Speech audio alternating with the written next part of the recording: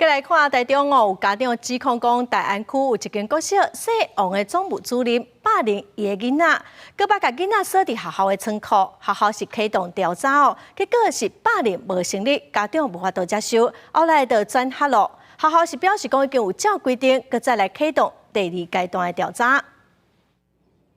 国小又搁传出哪场霸凌的事件，伫台中大安区这间国小的总务主任传出，于今年4月开始，就对一个4年学生有霸凌的行为，家长出面指控，校方甚至搁逼囡仔爱转学。我们强烈的建议，而且就是即刻执行，就是改变学习环境。好，那我想我们就是这样子做的。对他拍照，然后压制他在地上，让同学取笑他，然后包含就是最后还甚至关在这个小黑屋里面。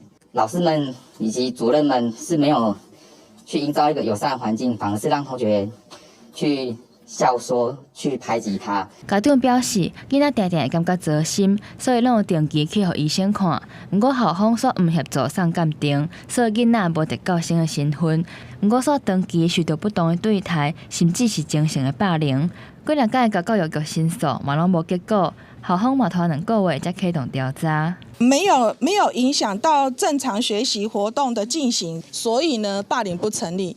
其实霸凌的条件里面，只要其中的有认定就可以成立的。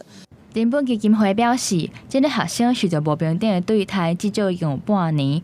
校方除了互无符合资格的总务主任介入，甚至佫逼囡仔转学，互囡仔有真大压力，最后只好伫今年7月转学。校方表示，家长后来佫提出新的事情，所以即摆已经启动第2阶段的调查。就如果情绪上来的时候，因为学校小，必须有些协助可能主任是唯一的一个男性教职员嘛，他能提供一些协助，那或者协助管理跟呈现这些一些肢体接触的部分。台中市教育局要求校方赶紧启动调查，若确定是事实，就要照规定处罚。那人本基金会是表示，市府应该依法停聘涉案的教师，包括前任的校长嘛要做一个调查，互家长一个公道。记者台中报道。